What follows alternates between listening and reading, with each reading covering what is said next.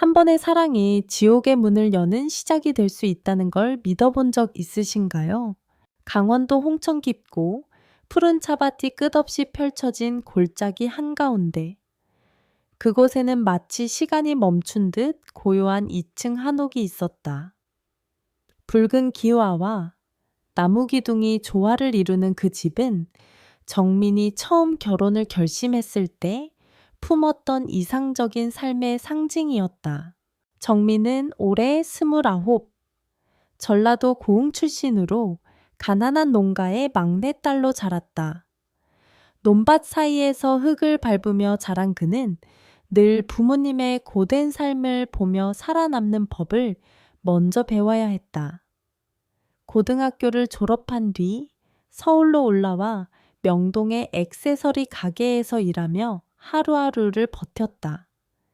급여는 빠듯했고 삼각지 고시원에서의 삶은 녹록지 않았지만 정민은 포기하지 않았다. 성실함은 언젠가 보답받는다는 믿음 하나로 버텼다. 그러던 어느 날 그는 우연히 가게에 찾아온 한 남자를 만나게 된다. 윤호, 31살. 강원도 홍천에서 국내 최대차 가공회사를 운영하는 젊은 대표. 그는 서울에서 열린 박람회에 참석했다가 우연히 들른 가게에서 정민을 처음 만났다. 그날 정민은 새하얀 셔츠에 검정 바지를 입고 조심스럽게 포장을 하며 그를 응대했다. 정민의 전라도 억양 섞인 말투의 윤호는 조용히 웃으며 물었다. 말씀하시는 거 참 다정하네요. 혹시 고흥 분이세요? 정민은 얼굴을 붉히며 고개를 끄덕였다. 윤호는 그녀의 눈빛에서 무언가를 느꼈다. 순수하지만 단단한 기운.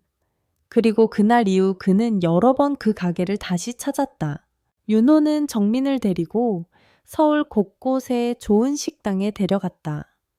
조명이 은은한 한 식당에서 그는 그녀에게 육회 비빔밥을 권했고 정민은 처음으로 참치회와 와인을 함께 맛봤다. 영화 속에서만 보던 그 모든 것이 현실이 되던 순간 정민의 가슴 속에는 새로운 감정이 피어올랐다. 당신은 사랑받을 자격이 있어요. 그의 말에 정민은 처음으로 자신을 특별한 존재로 여겨줬던 누군가를 믿고 싶어졌다. 석 달 후 청계천 산책길에서 윤호는 그녀에게 청혼했다.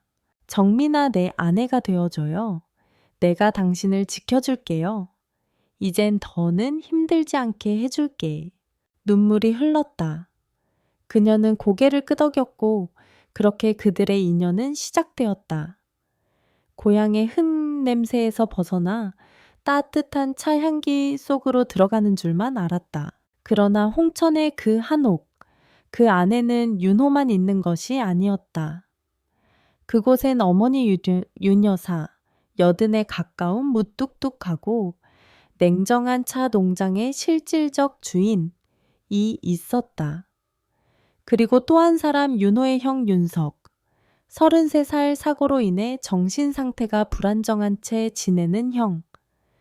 언뜻 보기엔 순진하고 해맑은 남자 같지만 정민은 그 눈빛에서 왠지 모를 이질감을 느끼기 시작했다. 결혼 후 정민이 홍천으로 이사하며 처음 마주한 건 상상했던 여유로운 삶이 아닌 날카로운 시선과 숨막히는 침묵이었다. 넓은 차밭은 여전히 아름다웠지만 그 속에는 오래된 비밀과 어두운 욕망이 자라나고 있었다. 정민은 곧 깨닫게 된다. 그 집은 자신이 꿈꾸던 행복의 터전이 아니라 천천히 그녀를 집어삼킬 함정이라는 것을. 결혼식이 끝난 그 주 정민은 서울에서 짐을 정리해 윤호와 함께 강원도 홍천의 저택으로 내려왔다.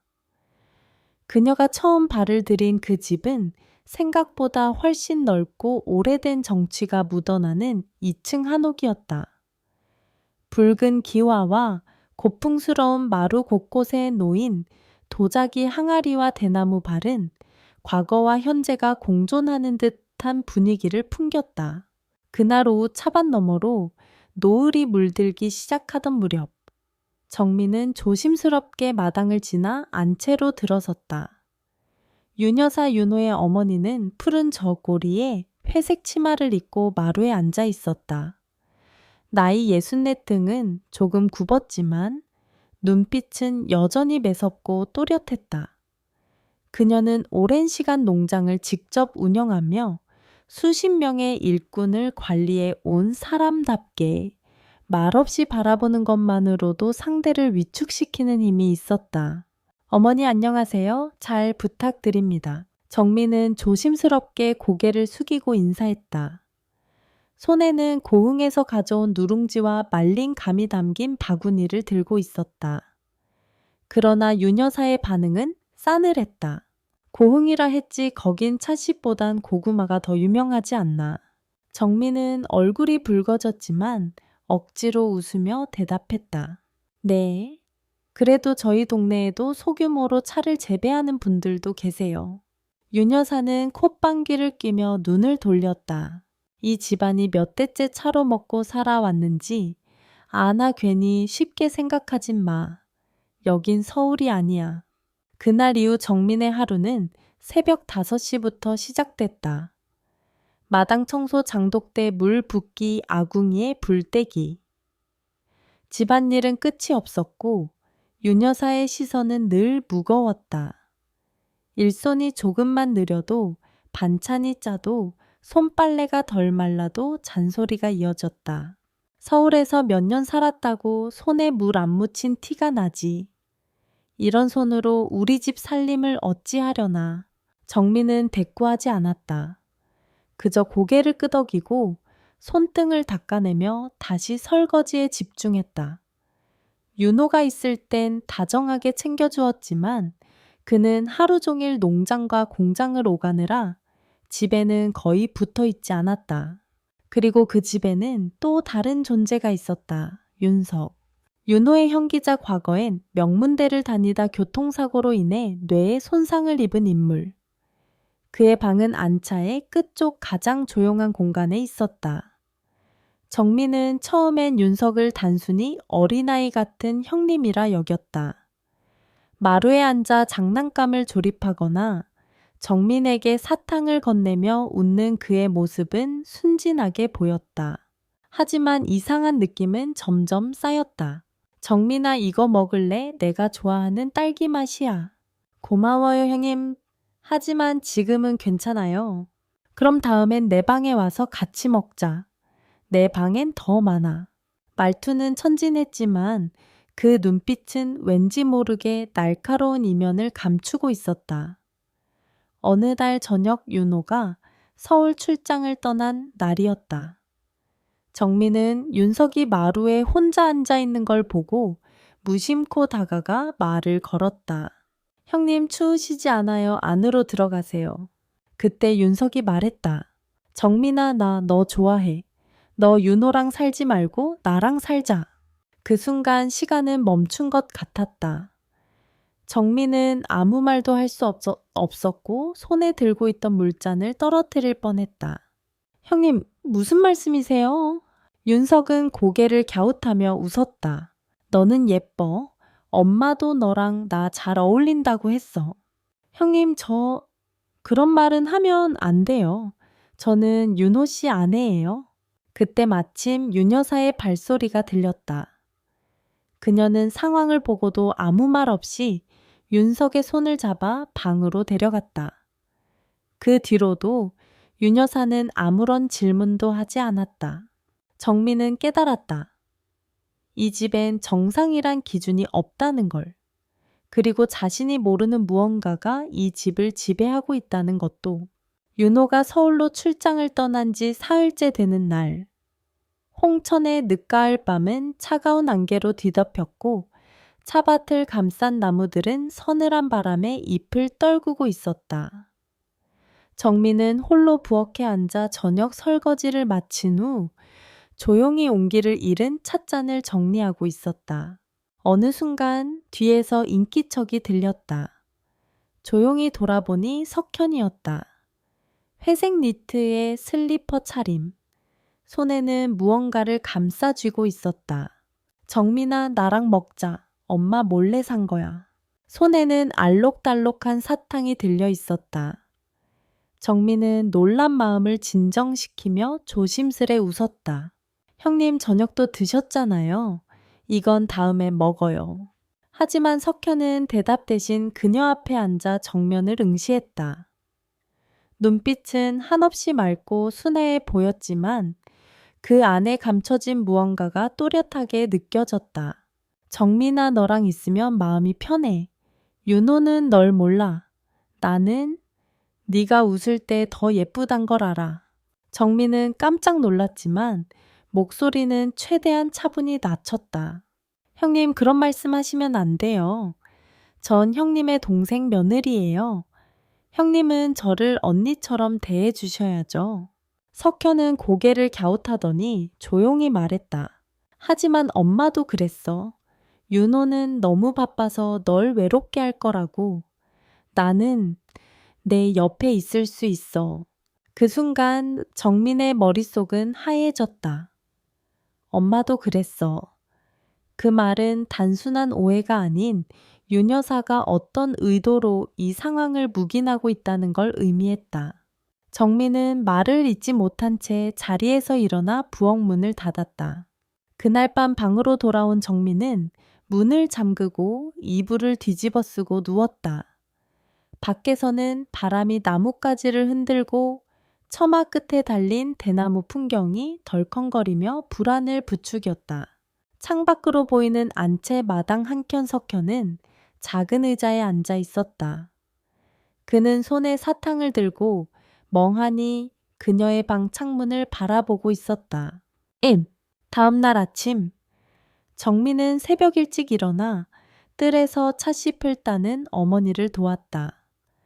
말없이 등을 돌리고 일하는 윤 여사의 등은 평소보다 더 경직되어 있었고 한동안 아무 말 없이 시간이 흘렀다. 그러다 정민이 용기 내어 입을 열었다. 어머니, 어제 형님이 저한테 이상한 말을 했어요. 제가 윤호 씨랑 살지 말고 자기랑 살라고.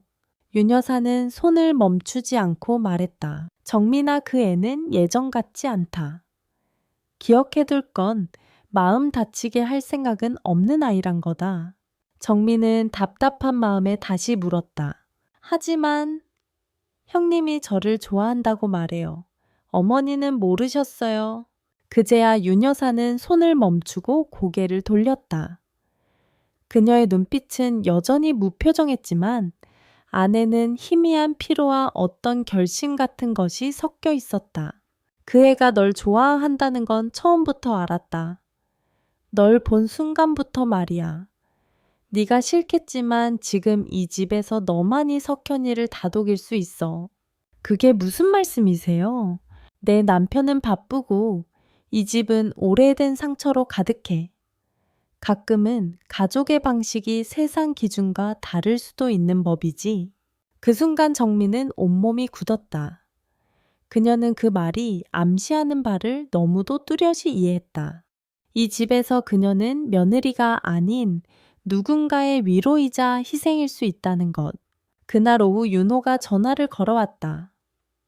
서울 일정이 늘어나 이틀 더 늦을 거란 이야기였다. 정민은 평소처럼 웃으며 네, 알겠습니다 라고 대답했지만 전화를 끊은 후 주방의 의자에 주저앉아 버렸다. 그녀의 손에는 사라지지 않는 차가운 감각이 남아 있었다. 어젯밤 석현이 건넨 사탕처럼 달콤하지만 그 속은 질척이고 어두웠다. 이날 밤 정민은 부엌 불을 꺼두지 않았다. 방문도 완전히 닫지 않은 채 베개 옆에 작은 손칼을 숨겼다. 어디선가 들려오는 석현의 발소리, 그리고 멈춰선 발끝, 그 문 앞에서 숨을 죽인 채 서 있는 기척. 정민은 이불을 꽉 움켜쥐었다. 그녀는 이제 알아버렸다. 이 집은, 이 산속 저택은 단지 아름다운 풍경 속 저택이 아니라 누군가의 병든 사랑과 가족이라는 이름 아래 감춰진 욕망이 숨 쉬는 곳이라는 것을. 그날 이후로 정민은 매일 아침 안개 속에서 눈을 떴다. 안개는 늘 짙었고 시야를 흐렸으며 마음을 더 무겁게 만들었다. 그녀는 어느 순간부터 평온한 차밭의 풍경조차 외면하게 됐다. 윤호는 아직 서울에서 돌아오지 않았다. 전화는 하루에 한 통 짧은 안부만을 묻고 끊겼다. 정민은 그 속에서 윤호의 변화도 느껴졌다. 예전처럼 따뜻하지 않았다. 관심이 없는 듯한 말투 끝맺음이 빠른 대화. 그녀는 혼자였고 고립돼 있었으며 누구도 믿을 수 없었다. 석현은 매일같이 마당에서 그녀를 기다렸다. 사탕을 손에 쥐고 인형을 들고 때로는 무작정 그녀 옆에 앉았다. 그의 시선은 마치 어린아이처럼 순수했지만 그 안에 감춰진 집착과 독점욕은 분명히 느껴졌다. 그날 오후 정민은 우연히 윤 여사의 서재 옆을 지나가다 문틈으로 안을 들여다보게 되었다. 윤 여사는 노트북 앞에 앉아 농장 재무장부를 정리하고 있었다. 그러다 무언가를 꺼내 들었다. 서랍 안쪽에서 나온 노란색 봉투. 그 봉투 안에는 두툼한 현금과 더불어 병원 진단서 몇 장이 들어 있었다. 정민은 숨을 죽였다. 그녀는 직감적으로 알 수 있었다. 그 돈은 석현의 명의로 관리되고 있었고 진단서에는 정신병적 불안사고성, 기억장애라는 진단명이 쓰여 있었다. 하지만 그날 본 석현은 너무도 또렷했다. 그는 자신이 무엇을 원하는지 알고 있었고 그녀를 향한 감정도 절대 단순하지 않았다. 정민은 그날 밤 더 이상 기다리지 않기로 했다. 더는 피해자처럼 앉아있을 수 없다고 생각했다. 그 다음 날 정민은 일부러 석현의 방을 찾았다. 조심스럽게 문을 두드렸다. 형님 잠깐 괜찮으세요? 문이 열리고 석현이 얼굴을 내밀었다. 그의 얼굴엔 기묘한 웃음이 떠올랐다. 정민아 들어와. 방 안은 놀랄 만큼 정리돼 있었다. 벽에는 가족 사진이 걸려 있었고 창가에는 조립 중인 모형 기차가 놓여 있었다. 정민은 작게 숨을 들이쉬며 말을 꺼냈다. 형님 제가 요즘 많이 힘들어요. 이 집에서 아무도 제 편이 없는 것 같아요. 석현의 눈이 커졌다. 그는 의자에서 일어나 그녀에게 다가왔다. 내가 있잖아. 정민아, 나 내 편이야. 정민은 눈을 내리깔며 말했다. 그렇다면 저를 도와주세요. 어머니가 너무 무서워요. 저한테 집안일 시키고 욕하고 심지어 형님을 제게 떠넘기려는 것도 다 알고 있어요. 석현의 얼굴이 일그러졌다. 엄마가 날 너한테. 정민은 고개를 끄덕였다. 하지만 전 형님이 좋았어요. 처음부터 형님은 다르게 대해줬으니까요. 그 순간 석현의 눈빛이 바뀌었다. 어린아이 같던 표정은 사라지고 성인 남성의 강한 집념이 자리 잡았다. 그럼 너도 나랑 같이 있을 수 있어. 정민은 입술을 꾹 깨물고 말했다. 형님이 절 지켜주신다면 저도 형님을 믿어요. 짠. 그날 밤 정민은 봉투 속 돈 일부를 석현에게서 건네받았다. 그는 망설임 없이 건넸고 그녀는 마치 무언가를 확신한 듯 조용히 고개를 숙였다. 하지만 방을 나오는 순간 그녀는 안차의 끝 복도에 누군가가 서 있는 걸 보았다. 윤 여사였다. 그녀는 말없이 정민을 바라보고 있었다. 그 눈빛에는 실망도 분노도 없었다. 오직 냉정한 계산만이 남아 있었다. 마음 먹었나 보네, 정민아. 정민은 조용히 대답했다. 네, 어머니. 저도 이 집에서 살아남아야 하니까요. 윤 여사는 고개를 끄덕였다. 그럼 책임져야 할 거야. 네가 만든 선택이니까. 그날 이후 정민은 점점 석현의 곁에 있는 시간이 많아졌다. 차를 따를 때도, 마당을 걸을 때도, 심지어 마을장에 함께 나갈 때도 사람들은 말했다. 윤 대표 형이 좀 이상하긴 하지만 그래도 며느리랑 사이가 좋네. 그 말이 퍼질수록 정민은 속이 뒤틀렸다. 자신이 만들어낸 상황임에도 불구하고 그녀는 점점 그 함정에 갇혀가고 있었다. 그녀는 알고 있었다. 이 모든 게 오래가지 않을 거라는 걸. 하지만 지금은 살아남아야 했다. 이 집에서, 이 가족 안에서. 그리고 복수는 아직 시작되지 않았다. 윤호는 예상보다 하루 일찍 집으로 돌아왔다. 늦가을 저녁 차밭 위로 붉은 노을이 들이우는 시간이었다. 대문을 열고 들어서는 그의 손에는 출장지에서 사온 과일 바구니와 작은 선물이 들려 있었다. 그러나 집안의 공기는 차가웠고 익숙한 정민의 인사 대신 불편한 정적이 그를 맞이했다. 정민아, 나 왔어. 정민은 부엌에서 몸을 멈췄다. 숨을 크게 들이마신 뒤 조심스럽게 밖으로 나왔다. 웃음을 지으려 했지만 그녀의 입꼬리는 미세하게 떨렸다. 어서 오세요. 생각보다 빨리 오셨네요. 윤호는 고개를 갸웃했다. 왜 이렇게 표정이 굳어 있어? 무슨 일 있었어? 정민은 고개를 저었다. 아니에요. 그냥 요즘 조금 피곤해서요. 그 순간 석현이 마루에서 등장했다. 그는 정민의 뒤에서 조용히 서 있었다. 윤호는 그의 등장을 보고도 아무 말 없었다. 하지만 석현이 천연덕스럽게 말했다. 윤호야, 나랑 정민이 오늘 마을 장터도 같이 다녀왔어. 정민이 오늘 참 예뻤어. 정적. 마치 시간마저 얼어붙은 듯 했다. 윤호는 천천히 석현을 바라봤다. 그의 눈에 낯선 긴장감이 스며들었다. 오, 둘이 같이 나갔다고. 정민은 석현 쪽으로 돌아서며 조용히 말을 덧붙였다. 형님이 갑자기 같이 가자 하셔서요. 마을 사람들이 형님을 보면 안심하니까. 윤호는 고개를 끄덕였지만 그의 눈빛은 흔들리고 있었다. 무언가 이해하려 애쓰는 듯 정민의 얼굴을 찬찬히 바라봤다. 그날 밤 윤호는 방으로 정민을 불렀다. 서늘한 달빛이 마루 끝까지 흘러들어올 무렵이었다. 정민아, 솔직히 말해줘. 무슨 일이 있었어, 형이? 너한테 무슨 말한 거야? 정민은 입술을 깨물었다. 말해야 할까, 숨겨야 할까. 하지만 이미 윤호의 눈은 너무 깊이 그녀를 꿰뚫고 있었다. 형님이 절 좋아한다고 취소. 윤호는 미동도 하지 않았다. 한참을 말없이 앉아 있다가 그는 조용히 고개를 끄덕였다. 알고 있었어. 정민은 놀란 눈으로 그를 바라봤다. 뭐라고요? 형은 어릴 때부터 그랬어. 가끔 누군가에게 너무 몰입하면 경계가 무너지는 사람이야. 엄마도 그걸 알고 있었고 나도 알았지.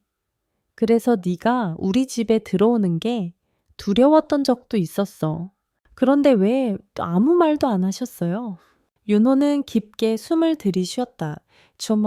쉬었다. 그땐 네가 괜찮을 줄 알았어. 엄마도 형을 너한테 붙이려는 건 아니라고 했고, 하지만 지금은 내가 틀렸다는 걸 알아. 정민의 눈에서 눈물이 흐르기 시작했다. 형님은 단순히 좋아하는 게 아니에요. 그 사람은 저를 가질 수 있다고 생각해요. 그리고 어머니는 그걸 알고도 막지 않아요. 오히려 저를 밀어넣고 있어요. 윤호는 입술을 꽉 깨물었다. 그의 눈에도 분노와 자책이 섞여 있었다. 내가 잘못했어. 정민아, 더는 그렇게 두지 않을게. 내일 형을 시설로 보내자. 서울에 있는 전문 요양병원으로. 엄마가 뭐라 하든 이번엔 내가 결정할 거야. 정민은 말을 잃고 그를 바라봤다. 한동안 아무 말도 하지 못했다. 다음 날 아침 윤호는 어머니에게 조용히 말을 꺼냈다. 형 병원으로 보내겠습니다. 윤 여사는 찻잔을 내려놓고 고개를 들었다. 왜? 정민 때문에. 정민이 형을 유혹하기라도 했단 말이니? 엄마. 윤호의 목소리가 높아졌다. 그의 눈에 뜨거운 분노가 맺혔다. 형은 정신이 온전치 않지만 정민은 아무 죄도 없어요. 엄마가 모르는 척해서 여기까지 왔잖아요. 윤 여사는 한참을 침묵하다가 조용히 말했다. 네가 그렇게 생각한다면 보내. 하지만 그 대가는 네가 감당해야 할 거다. 그 순간 정민은 방문 뒤에서 모든 걸 듣고 있었다. 그녀는 주먹을 꽉 쥐었다. 윤호가 결단을 내린 지금. 이 집의 균열은 깊어졌고 정민에게도 새로운 선택이 필요해졌다. 정민은 그날 하루 종일 말을 이르른 채 집 안을 정리했다. 윤호는 병원으로 보낼 준비를 위해 서울에서 요양시설 담당자와 통화하고 있었고 윤 여사는 침묵으로 모든 걸 거부하고 있었다. 그러나 정민은 석현만이 유일하게 평소와 다름없는 모습으로 마루에서 인형을 맞추고 있는 걸 보고 가슴이 뭉클해졌다. 다음 날 오전 병원 차량이 도착했다. 흰색 밴의 문이 열리고 2명의 직원이 내려와 조심스럽게 집 안으로 들어왔다. 윤석현 씨를 모시러 왔습니다. 윤호는 무표정한 얼굴로 고개를 끄덕였다. 그 순간 석현이 직원들을 바라보며 마치 무언가를 직감한 듯 일어섰다. 정민아, 나 어디 가? 정민은 그의 눈을 제대로 바라볼 수 없었다. 형님 잠깐 쉬러 가시는 거예요? 몸이 피곤하시니까. 그러나 석현은 천천히 고개를 저으며 그녀 앞으로 걸어왔다. 그리고 사람들 앞에서 그녀의 손을 잡았다.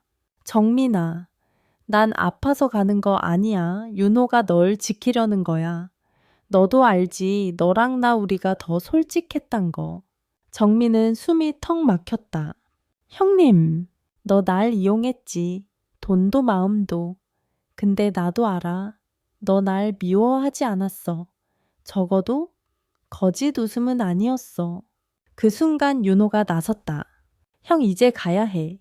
석현은 한 발짝 물러섰다가 마지막으로 정민을 향해 말했다. 내가 없어도 이 집은 널 삼킬 거야. 엄마도 윤호도 결국 널 이해하진 않아. 그는 웃었다. 처음 보는 서늘하게 침착한 미소였다. 그러니까 나처럼 되지 마. 내 인생은 네가 지켜. 그리고 그는 아무 저항 없이 차에 올랐다.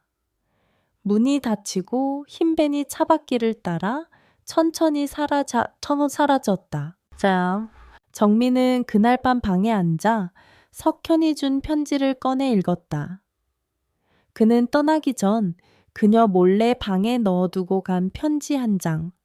정갈한 글씨로 짧게 적혀 있었다. 정민아, 너를 처음 본 날부터 나는 알아봤어. 너도 외롭고 나도 외로웠단 걸. 사람들은 우리를 틀렸다고 하겠지만 난 너를 가짜로 사랑한 적 없어.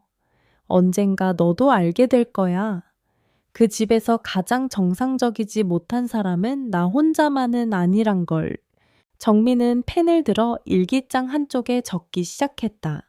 내가 그를 이용한 게 맞다. 하지만 그도 나를 이용했음을 잊지 말자. 사랑이 아니라도 그건 진심이었다. 선물. 며칠 후 윤호는 평소처럼 출근 준비를 하고 있었다. 차밭 일정, 공장 조율, 거래처 응대. 그러던 중 정민은 조용히 말했다. 저 어머니랑 같이 살고 싶지 않아요. 윤호는 놀란 표정으로 그녀를 바라봤다. 갑자기 왜 그래? 갑자기 아니에요. 처음부터 그랬고 지금은 더 확실해졌어요. 전 내가 어떤 위치인지 너무 잘 알아요. 당신은 날 지키겠다고 했지만 결국 당신도 날 이 집의 도구처럼 놓아뒀어요. 정민아, 나 저 고흥 내려가려고 해요. 잠깐이라도 나 자신이 뭔지 돌아보려고요. 윤호는 아무 말도 하지 못했다. 제인. 그 주 일요일 정민은 새벽 기차를 타고 남쪽으로 내려갔다. 가방에 놓은 몇 벌과 다 쓴 일기장 한 권, 그리고 석현이 남긴 편지, 기차 창밖으로 펼쳐지는 논밭과 작은 마을들이 그녀의 어릴 적 기억을 떠올리게 했다. 어머니가 만든 된장찌개 언니와 뛰놀던 감나무 마당에 널어둔 고추 말리는 냄새, 샴드, 고흥. 정민은 부모님 집에 도착하자마자 마당에 무릎을 꿇고 앉았다. 엄마, 아빠, 또 저 돌아왔어요. 어머니는 놀란 눈으로 그녀를 바라보다 곧 다가와 조용히 품에 안았다. 이제 괜찮다. 다시 시작하면 되지. 정민은 그 품에서 조용히 울었다.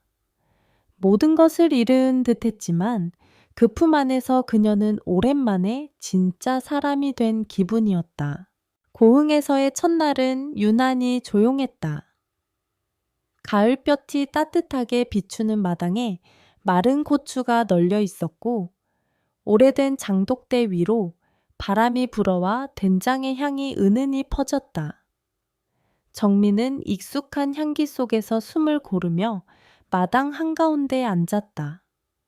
돌아온 지 며칠이 지났지만 여전히 마음은 허전했고 몸속 어딘가엔 차가운 그늘이 남아 있었다. 하지만 이상하게도 그 허전함은 아픔보다는 평온에 가까웠다. 매일 아침 어머니는 그녀에게 말을 걸지 않았고 아버지는 낡은 연장을 들고 밭으로 향했다. 정민도 특별히 자신에 대해 이야기하지 않았다. 그저 함께 밥을 먹고 집안일을 도우며 묵묵히 시간을 보냈다. 그러던 어느 날 마을 근처의 작은 찻집에서 일하던 친구 미선이 정민을 찾아왔다. 서울에서 결혼했다며 왜 혼자야? 정민은 조용히 웃었다. 혼자인 게 더 나은 것 같아서. 그래도 다시 시작할 거지, 넌 그런 애잖아. 그 말에 정민은 처음으로 고개를 끄덕였다. 라운드. 며칠 뒤 정민은 마을 시장 어귀에 있는 작은 점포 하나를 둘러보았다. 주인이 고령이라 문을 닫을 예정이라는 말을 들은 그녀는 곧 결정을 내렸다. 제가 여기서 찻집도 팔고 작은 찻집처럼 꾸며볼게요.